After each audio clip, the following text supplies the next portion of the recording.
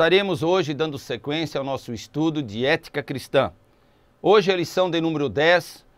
O nosso tema é ética cristã e vida financeira. O nosso textuário nos diz: por que gastais o dinheiro naquilo que não é pão e o produto do vosso trabalho naquilo que não satisfaz?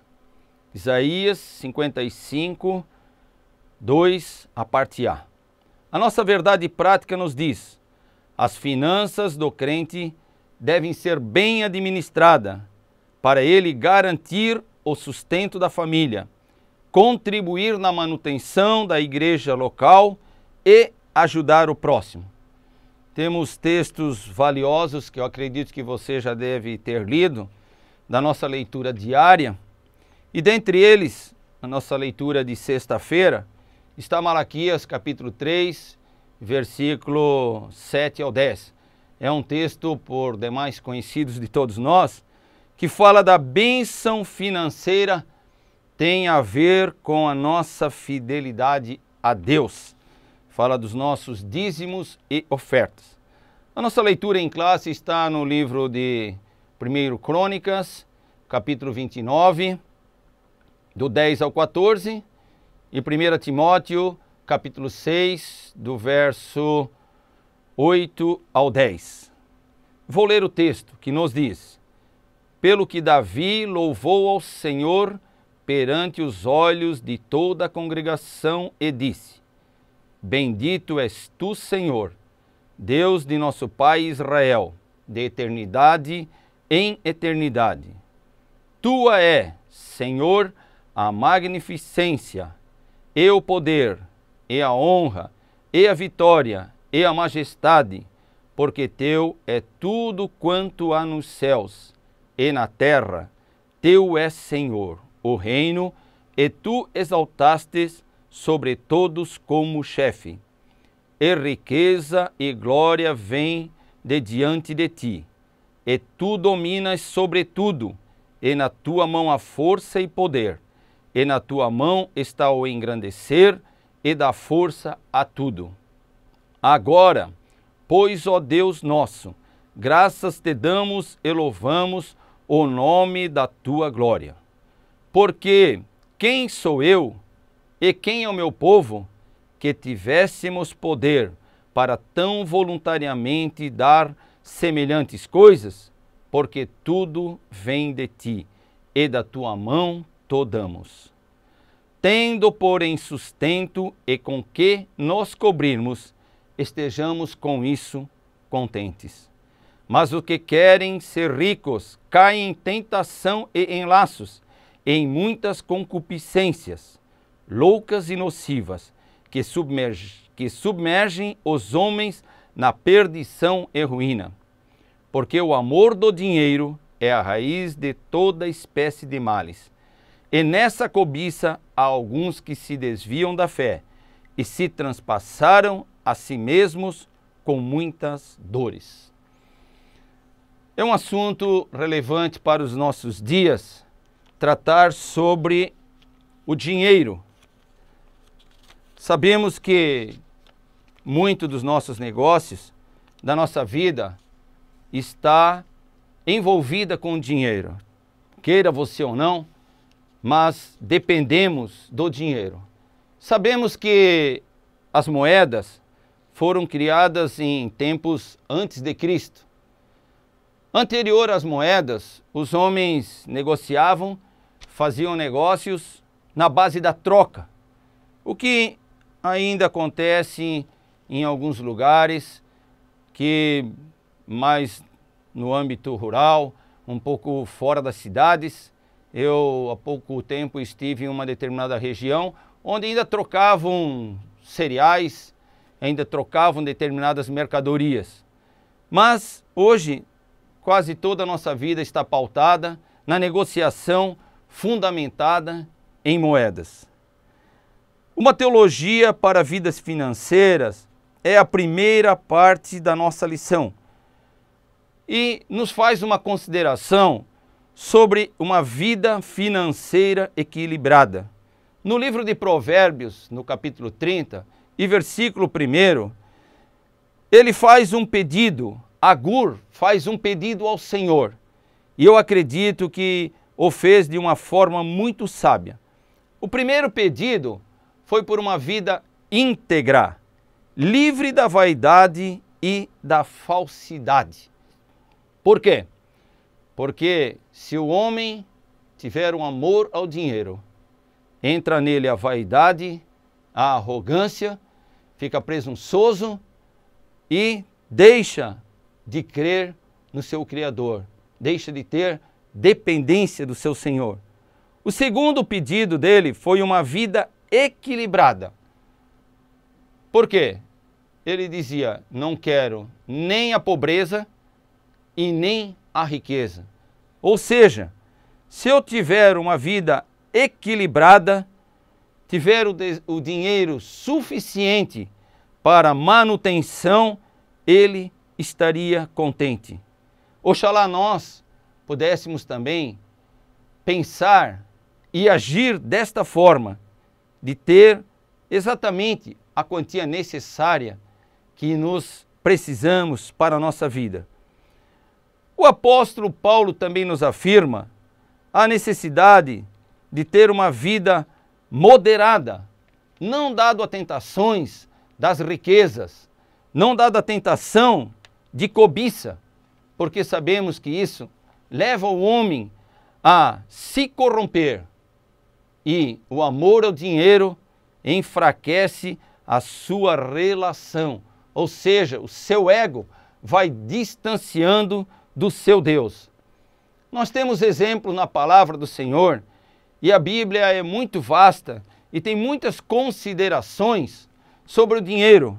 Quando Jesus aqui esteve com os seus apóstolos, nós tínhamos um dos apóstolos que cuidava dessa parte da administração do dinheiro.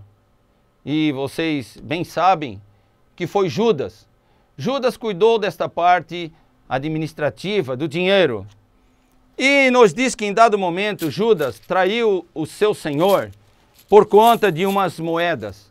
Ele tinha ele recebeu em torno de umas 30 moedas.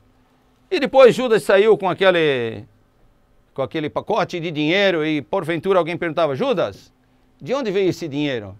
Como você conseguiu esse dinheiro? Ah, isso aí eu negociei o meu mestre.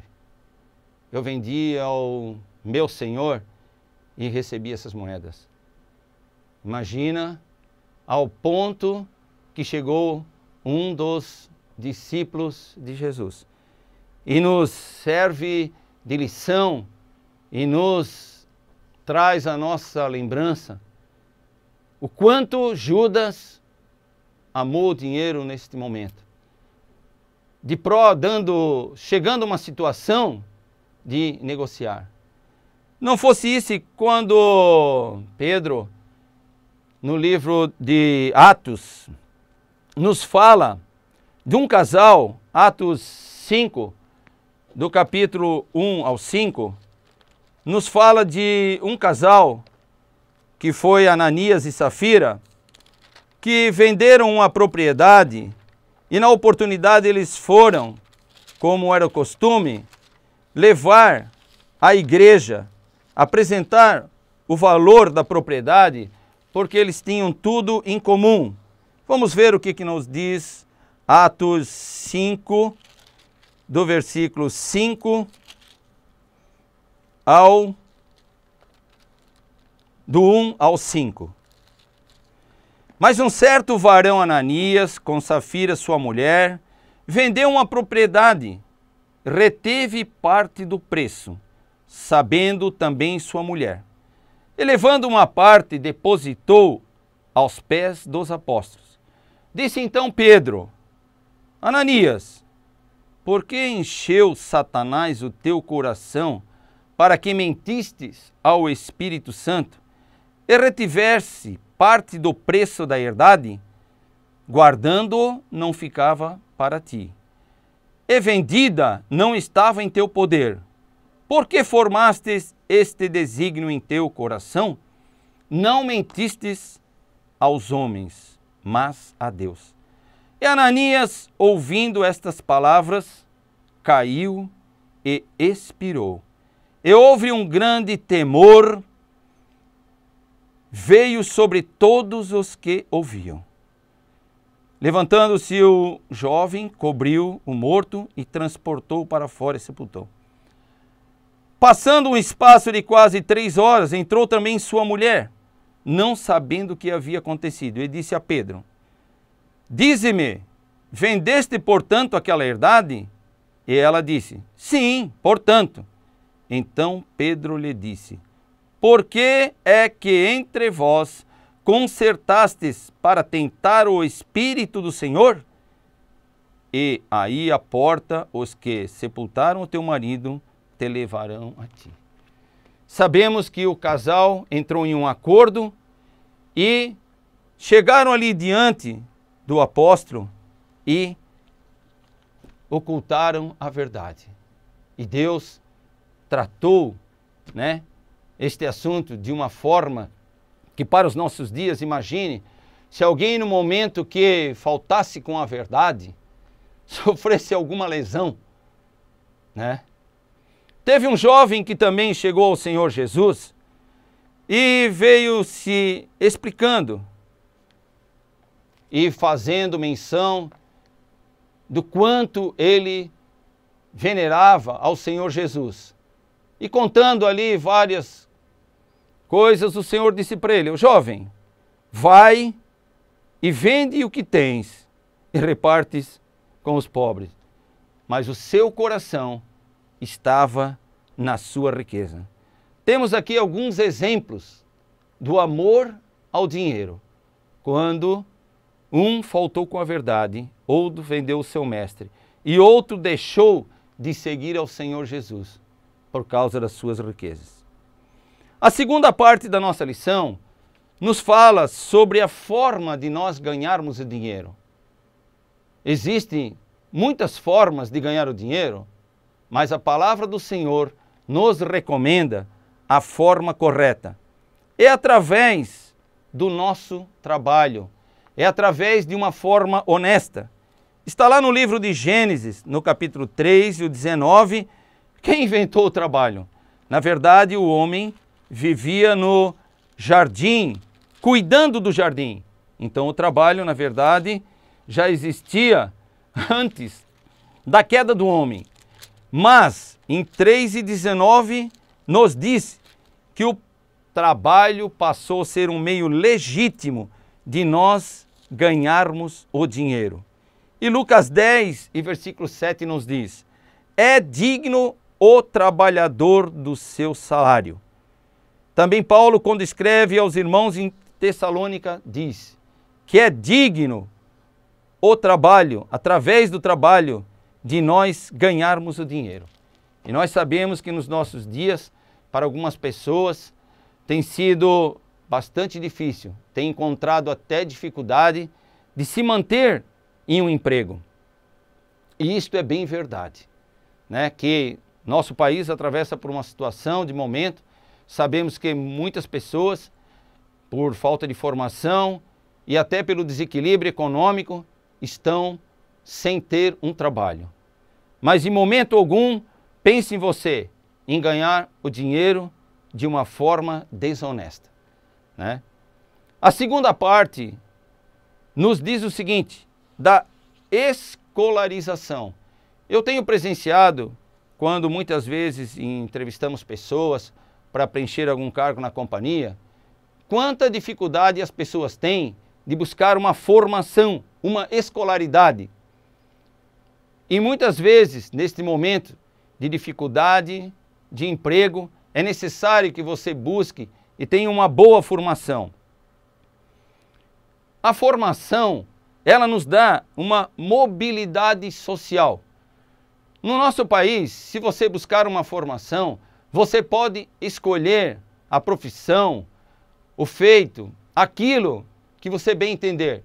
Você, quando nasceu, como acontece em alguns países, você já é direcionado e você não tem opção. Ainda esta liberdade temos em nosso país, de nós buscarmos uma formação a cada dia para nós conseguirmos melhor cargo. Eu, pela misericórdia do Senhor, entrei numa empresa, numa função bastante simples, e com o passar dos anos, com a escolaridade que fui adquirindo, com cursos complementares, a gente conseguiu mudar por várias vezes de função.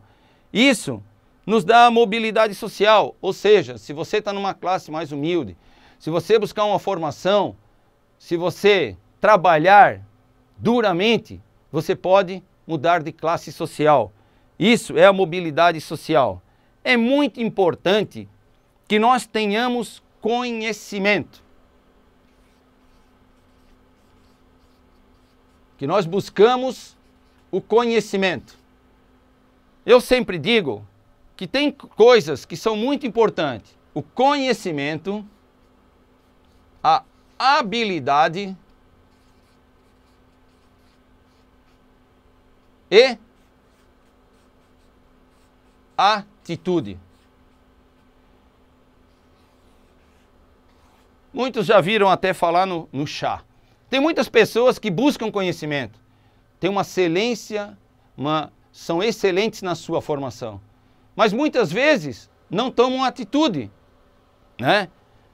Então tem uma boa formação, não tem atitude, ou tem uma boa formação e não busca uma habilidade. E eu vejo que essas três se completam. Busque o conhecimento, tenha uma habilidade, mas acima de tudo, tenha uma atitude. Não adianta você que está passando por dificuldade estar fazendo fila com aqueles que apenas ficam reclamando. Tenha atitude, se movimente, faça algo mais para que você consiga melhorar financeiramente. Muitas vezes no trabalho nos são impostas coisas difíceis de serem resolvidas. Muito difíceis. Mas eu sempre digo, o grau de dificuldade seleciona, faz com que você mantenha seu vínculo de emprego. E diariamente nós somos desafiados. Esta parte é muito importante, né, que nós venhamos, nós que temos filhos, netos, venhamos a incentivá-los a buscar uma formação. A buscar uma formação complementar, muitas vezes até estudar um outro idioma, para que quando ele vai estar diante de uma seleção, ele consiga uma boa colocação. Isso é de veras importante. A terceira parte da nossa lição nos fala como nós vamos administrar o nosso dinheiro. Aquele dinheiro que você com muito suor e com muito esforço recebeu, como você vai administrar esse dinheiro? É uma parte valiosa a gente administrar ponderadamente de acordo com aquilo que nós ganhamos.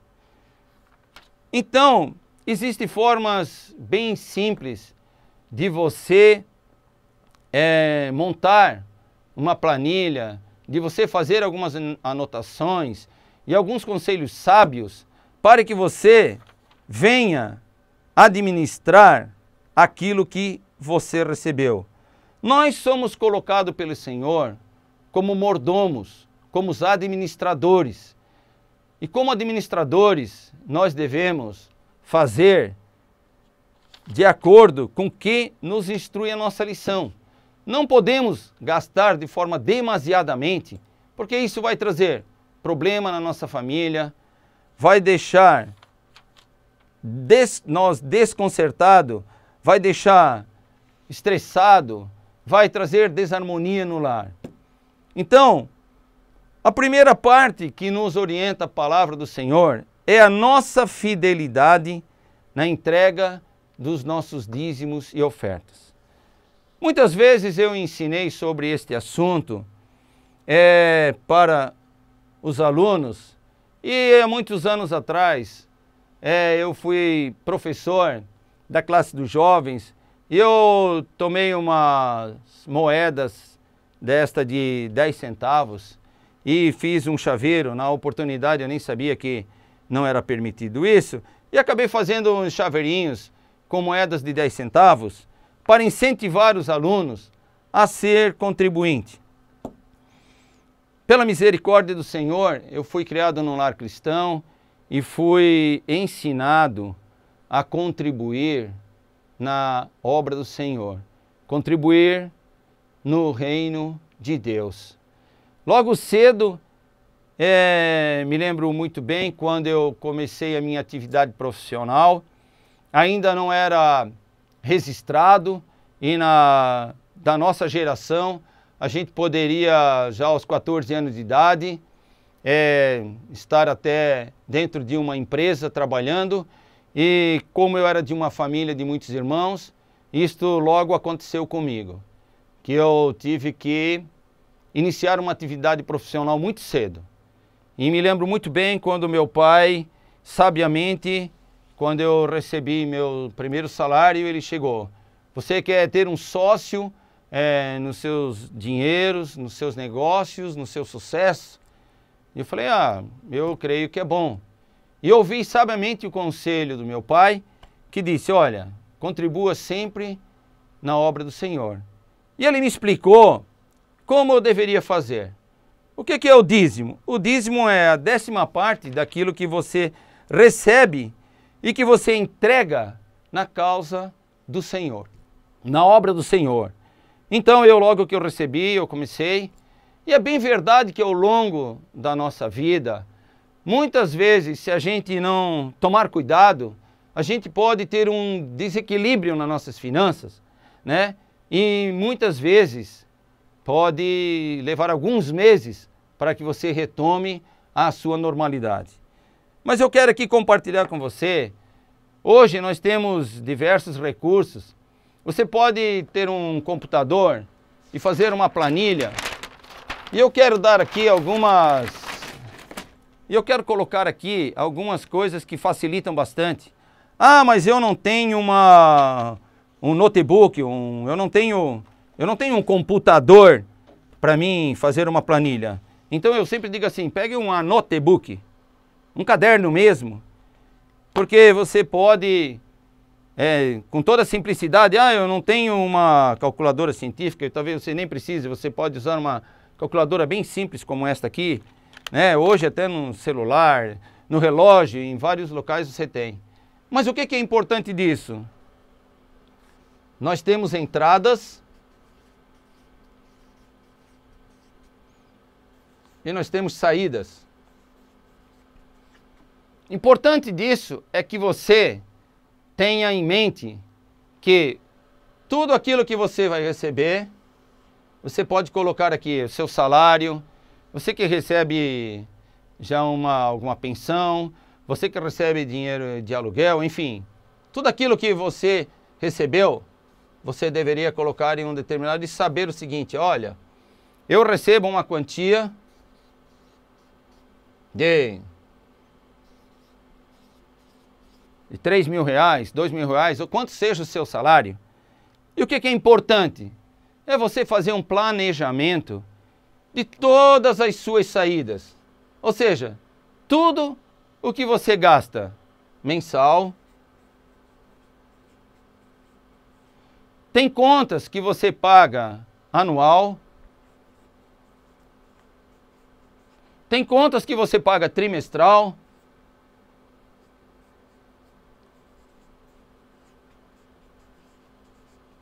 Então é importante que você faça uma análise prévia de contas que você já sabe. Agora, essa administração, sempre este valor aqui terá que ser maior do que as saídas. Porque começa a haver um desequilíbrio nas suas contas. Se você está gastando mais do que você está recebendo, com certeza, logo logo você pode ter um problema. Talvez muitas pessoas questionam, mas eu não consigo vencer para ser uma pessoa fiel dizimista. Eu não consigo de uma única vez pegar e dar 10%. Eu já ensinei várias pessoas a contribuir e dar os passos de fidelidade na obra do Senhor, administrando que o Senhor esteja em conjunto na sua administração. Como assim? Algumas pessoas se convertem ao Senhor Jesus e talvez não contribuem porque nunca foram orientadas, e às vezes o seu orçamento está muito próximo e não conseguem de uma única vez tirar esse 10%. E em uma certa oportunidade eu estava para entrar num restaurante e tinha algumas pessoas ali, e eu encontrei com um irmão e conversando com ele eu falei para ele assim: você já pensou se todas as pessoas que servem ao Senhor tivessem um autêntico compromisso com a sua congregação, com a sua igreja, com as atividades da igreja, com a obra missionária? E eu fui citando e conversando com ele, ele foi ouvindo tudo o que eu estava falando a ele, e no final ele disse assim: mas sabe que eu não sou fiel neste assunto? Eu falei: desculpa, eu talvez nem teria conversado esse assunto com você se eu soubesse que você não tinha. Mas eu disse para ele: já que eu abordei o assunto, eu vou te explicar como você pode vencer as etapas e se tornar uma pessoa fiel. Eu disse para ele, de todas as entradas, de tudo que você recebe, ele tinha até um cargo administrativo, você poderia tirar R$10 e dar como dízimo? Ele disse: não, mas o meu dízimo seria muito mais do que isso. Eu falei: não, mas responda a minha pergunta. Te faria falta esse valor? Ele falou: não. Eu disse: então, fundamentado no versículo, crescei na graça e no conhecimento, graça é favor não merecido, graça é tanto você dar e você receber. E em algumas vezes eu até uso, para ensinar este assunto, eu uso uma escada. Por quê? Porque quem está no topo, quem subiu, tanto na mobilidade social, como em algum cargo dentro de uma empresa, e você que hoje tem uma empresa, com certeza quando você iniciou ela não tinha o tamanho que tem hoje, e a gente percebe isso nas empresas, que durante muitos anos eu trabalho dentro de gestão na empresa e acompanho esses assuntos, e a gente sabe que sempre a tendência de uma empresa é crescer. E a escada para mim representa muito bem isso.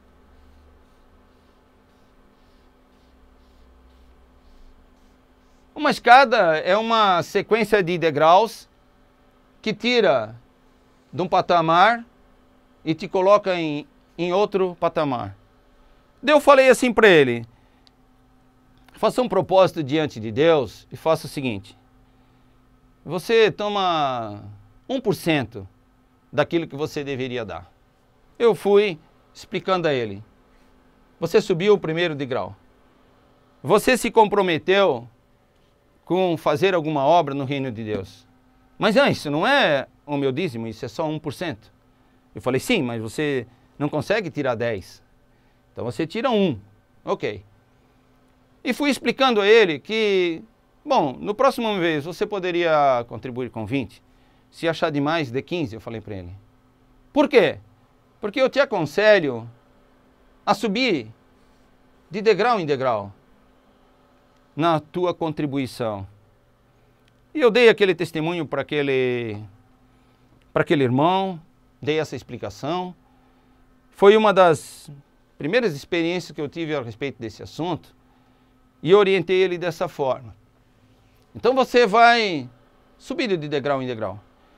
E eu disse para ele: mas fique atento, porque o inimigo das nossas almas, ele pode usar uma outra pessoa, ou você mesmo ao sair lá da tesouraria ou da secretaria, pode vir na sua mente: não, mas isso não é o meu dízimo.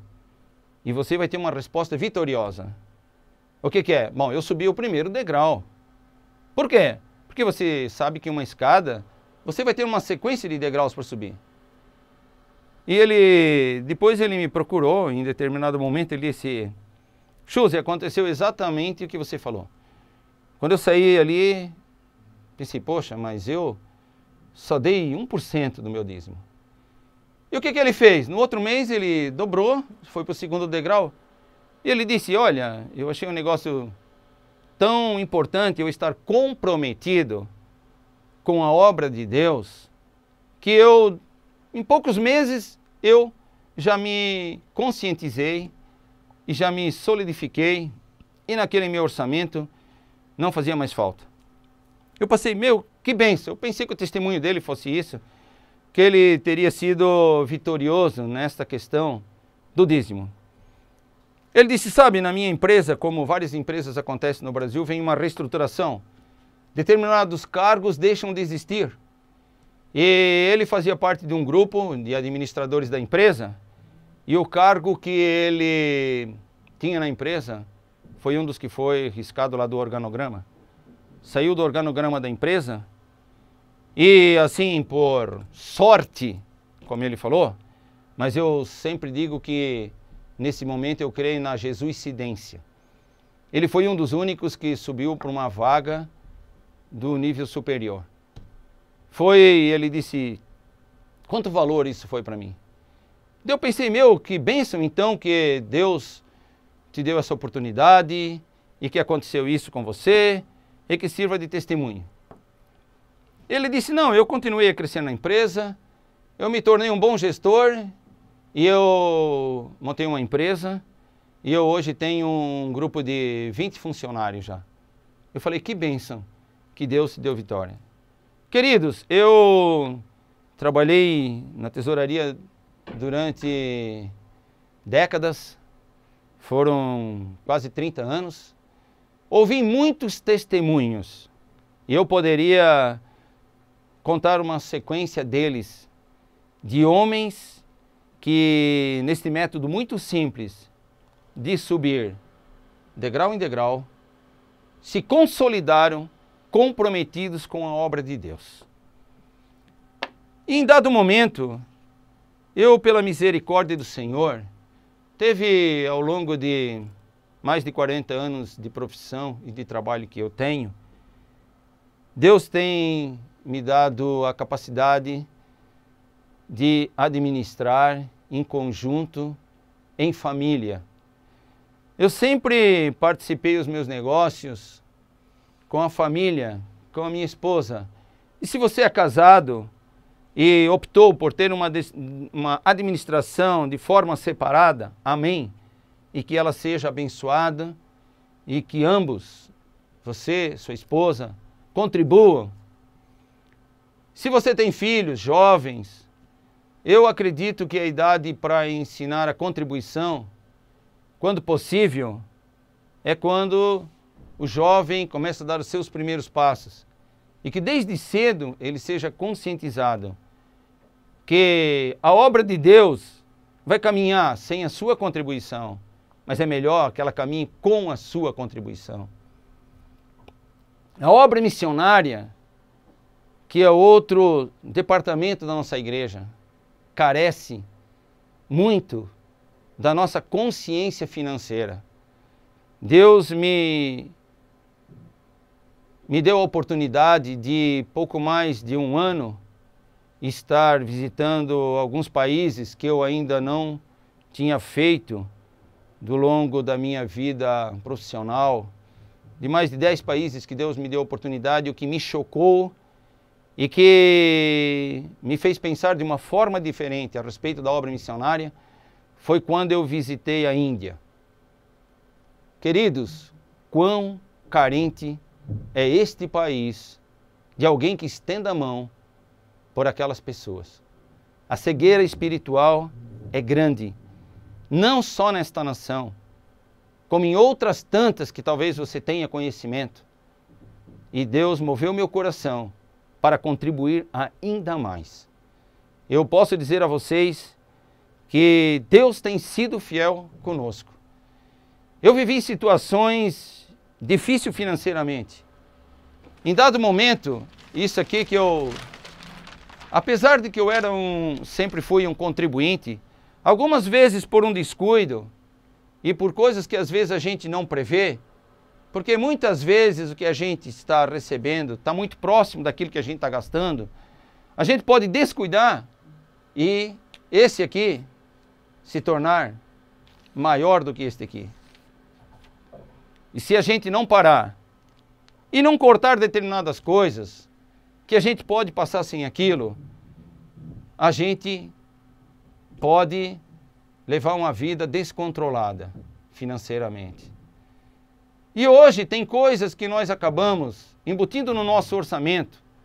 Por que eu sempre aconselho as pessoas, em determinado mês, você tem uma caderneta junto com você, um celular que você tem ponto de anotações, e você começa a marcar determinados gastos. Algumas vezes eu já ajudei pessoas que ficaram financeiramente desequilibradas, inclusive amigos meus que são pastores.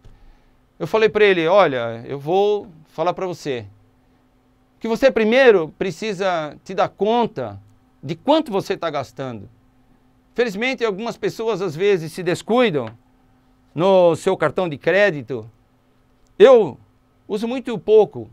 Eu já vi muitas pessoas dizer, pega isso e joga fora. Se você não consegue controlar e não usufruir dos benefícios que tem um cartão de crédito, é bem verdade que seria muito melhor você não tê-lo. Se você consegue ter uma prática e tem uma disciplina, vai ser uma bênção para você. Agora, se você não tem, isso é muito perigoso. Da mesma forma, pessoas que usam emprestar cheques. Cuidado. Conheça a idoneidade dessa pessoa muito, se você tem hábito de fazer isso. Mas tome cuidado. Por quê? Porque em um momento pode haver um desequilíbrio e você assumir toda essa responsabilidade. Se você for convidado a penhorar bens, assinar de avalista, outro assunto que eu digo, tome cuidado. Em algum momento, isso pode lhe trazer um prejuízo muito grande. Desde cedo, quando eu conheci minha esposa, nós resolvemos fazer uma administração conjunta. Tudo que nós recebemos, nós colocamos junto e juntos nós gastamos. E eu posso dizer a vocês que tem sido uma bênção para a minha vida, a minha esposa. Não temos uma planilha complexa num computador, mas nós registramos e acompanhamos as nossas despesas. Pastor Rubens, você está falando isso porque imagino que você tem um salário um pouco acima da média. Não. Durante muito tempo, eu fui um profissional que não tive grandes rendimentos, mas eu tinha em mente alguns princípios. Não gastar mais do que eu recebia. E às vezes eu era até cobiçado, mas todos os seus colegas já compraram um carro novo. Eu não. Por quê? Porque eu fazia conta que não era só aquele valor que você adquire em um determinado bem. É todos os custos que vêm recorrente àquele bem que você adquiriu. Isso você sempre, que você vai fazer uma aquisição, você deve pensar, o que eu estou adquirindo? O que vem junto com aquilo tudo? Certo? Sem contar que hoje, na vida moderna, nós fizemos determinados gastos que se nós ponderássemos o quanto a vinda do Senhor está próxima e o quanto nós podemos fazer em prol da evangelização dos povos, cumprindo, se nós não vamos, que nós possamos contribuir com aqueles que Deus tem colocado uma chamada ardente em seu coração e que nós tenhamos essa consciência de nós contribuirmos por aqueles que se dispuseram a sair do seu país, a sair do meio da sua comunidade, a deixar os seus familiares estar. Eu fiquei durante 2 semanas nesse país, na Índia, e eu senti na pele o que é a gente estar em um país estranho, onde tem uma disparidade social gigante, onde eu presenciei pessoas prostradas com o rosto em terra, adorando um animal em pleno em plena idade que nós vivemos hoje, ainda tem pessoas nessa situação. E essa responsabilidade, irmão e irmã, é minha, é sua. Que nós possamos ter a consciência de quanto isso está na nossa mão, de nós contribuirmos em prol da obra missionária. Muitas vezes, eu ouvia de pessoas que contribuíam uma queixa sobre a administração da igreja. E eu ouvia calmamente e eu falava, você tem a liberdade de conversar com seu pastor a respeito disso? Não. Mas por que você tem essa visão? Porque eu e você, que somos contribuintes, que entregamos e confiamos a administração para alguém que Deus colocou lá, não precisamos nos preocupar de que forma ele está fazendo. Ah, mas eu acredito que a administração não tem transparência. E outros dizem, porque o pastor compra isso e compra aquilo. Um dia um determinado irmão falou para mim assim, alguns pastores andam com carros novos. Hoje a gente nem ouve essas críticas. Mas eu falei assim, que bênção, né? Que ele não precisa andar empurrando um carro velho como meu pai pastor. Algumas vezes aconteceu de ter um carro tão simples que quando colocava muitas pessoas dentro ele estragava. E me lembro de algumas vezes que eu acompanhei indo de uma congregação distante para outra e que às vezes a gente ficou no caminho, tarde da noite. Daí ele ficou olhando assim, eu disse, isso aconteceu. Quando eu estava junto com meu pai em algumas oportunidades, aconteceu isso. Eu disse, você que pensa que bênção se os nossos presidentes de convenção, cada um pudesse ter um helicóptero, alguma forma, uma maneira mais fácil de se locomover? Ele ficou assim. Eu falei, tá, mas como você acha que corre a maior quantidade de negócios ilícitos dentro do país? Muitas vezes estão usando aviação para fazer isso. Daí ele ponderou aquilo e falou, é verdade. Eu aconselhei a ele e disse, não te preocupe, porque a Bíblia nos fala que os administradores terão que dar conta diante de Deus da forma que estão fazendo. Não se apegue nisto para deixar de contribuir, querido. Faça-o com espontaneidade, com voluntariedade, com amor que Deus colocou no seu coração. Quem sabe, às vezes eu fico pensando, quantas igrejas mais poderíamos ter na nossa cidade? Quantas vezes ouvimos relatos de necessidades que tem no campo missionário, nas convenções missionárias? Quantos relatos nós ouvimos de necessidade, de carência, de dificuldade que passa um missionário? Isso não move o teu coração? Isso não mexe contigo? Penso que nós deveríamos fazer uma reflexão. O quanto mais nós podemos fazer para abreviar esses momentos finais da igreja. Passa pela minha convicção e pela sua convicção.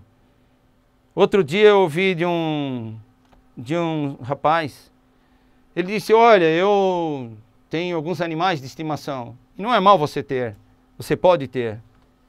Daí ele disse, olha, esse mês eu tive um gasto extra, porque um animal já estava na sua fase terminal, e você sabe disso, que você não vai ter um cão por 50 anos, porque o tempo de vida dele não chega a isso, de forma alguma. Daí ele gastou um determinado valor, daí eu perguntei para ele assim, você já deu uma oferta desse tamanho para obra missionária? Você já conseguiu fazer uma contribuição desse nível na casa de Deus? Não. Falei, não, reflita, só perguntei. Às vezes nós gastamos em coisas que nós poderíamos, com certeza, fazer de forma mais econômica e pensando em nós colocarmos algo mais em prol do reino de Deus. Que este ensinamento sobre as financeira, as finanças, venhas nos trazer uma reflexão, principalmente no momento econômico que nós estamos vivendo. Será que nós não estamos fazendo gastos demasiados com a nossa aparência, com a nossa estética, com o nosso cabeleireiro, enfim, com coisas que você pode fazer? Mas será que não estamos direcionando muito foco em determinada parte das nossas finanças e deixando outras de lado? Será que durante muito tempo eu tive dificuldade até de ter uma casa como eu tenho hoje. Por quê? E o último tópico que eu quero falar é de você fazer um planejamento. Da mesma forma como eu lhe orientei,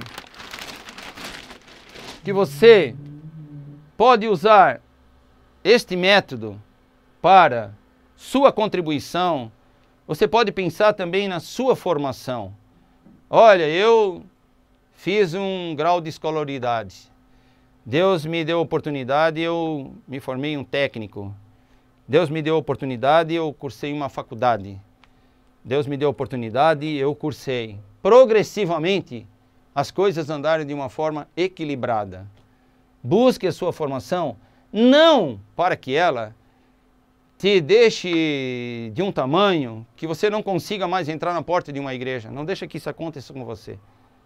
Mas que a tua formação, ela sirva em prol do reino de Deus.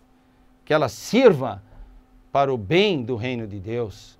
Que você, com isso, tenha posse. Sabe, eu creio que nós poderíamos ter muitos milionários servindo ao Senhor. E às vezes eu pergunto, por que nós não temos? Infelizmente, alguns milionários, que Deus o assim abençoou, esqueceram que o propósito maior disto era eles também escalonarem suas contribuições na obra de Deus. Ah, irmão Rubens, Deus tem tido misericórdia de mim, que ao longo da minha caminhada de fé, eu tenho sido fiel ao meu Deus. Metas e propósitos que tenho colocado, Deus tem me abençoado. Comecei tocando na igreja com instrumento emprestado, que eu não conseguia comprar um instrumento. Mas eu disse, Senhor, uma das minhas metas é comprar um bom instrumento para mim. Durante muitos anos, eu louvei ao Senhor e servi ao Senhor com instrumento comprado pela igreja, fruto da contribuição de muitos irmãos. E um dia Deus me deu a oportunidade e eu comprei um instrumento para mim. E foi uma bênção, e é uma bênção. Então, se você tem mais recursos, você pode ajudar as pessoas. Quantas vezes Deus já te deu a oportunidade de ajudar uma pessoa e quem sabe você tem deixado passar esta oportunidade. Querido, não esqueça que tudo aquilo que nós semearmos, isto vamos colher. A parábola dos talentos é muito oportuna, ela não está na nossa lição, não está nesse contexto aqui, mas um recebeu um. E cada um recebeu gradativo. E alguns conseguiram fazer isto prosperar. E cresceram e multiplicaram. E um pensou, ah não, o meu servo é muito exigente, eu vou guardar isso, vou enterrar. Qual destes você está seguindo? Aquele que tem recebido e multiplicado? Ou aquele que ficou temeroso, enterrou e nada granjeou? E nada buscou em prol do reino de Deus? Eu deixo para você um incentivo. Que você reveja as suas finanças. Que você verifique a possibilidade que você tem de ampliar as suas contribuições. Eu sempre digo assim, nós temos um grupo que contribui, um grupo que nunca foi orientado de que forma pode fazer isso, porque não consegue definitivamente começar aqui, deveria fazê-lo de forma escalonada, deveria fazer de degrau em degrau. Então, eu digo a você que você possa tomar consciência da necessidade que nós temos de fazer algo em prol da obra de Deus. O que é importante, se você resgatar, ponderar as suas finanças, é verificar o seguinte, é fazer um planejamento. Por que eu escrevi planejamento aqui em cima da escada? Porque eu estou aqui, né? Em que ponto você está? Você contribui, você não contribui?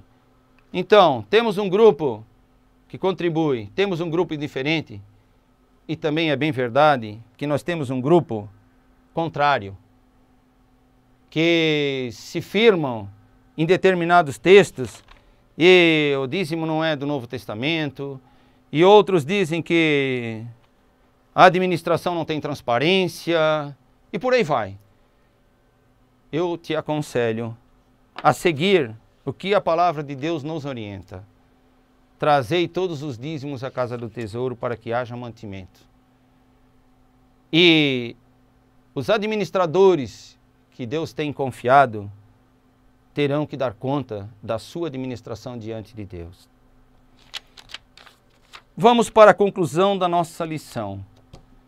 Resumo, nós precisamos trabalhar para ter as nossas finanças equilibradas, ganhar dignamente e honestamente, através de negócios corretos, o nosso dinheiro, administrar de forma equilibrada. E se Deus tem te dado muito dinheiro, amém, que continue te abençoando, mas que você tenha a convicção de que Ele tem te colocado como mordomo para que você participe também com as suas finanças na obra do Senhor. Fazer tudo o que tiver ao nosso alcance em prol da obra do Senhor.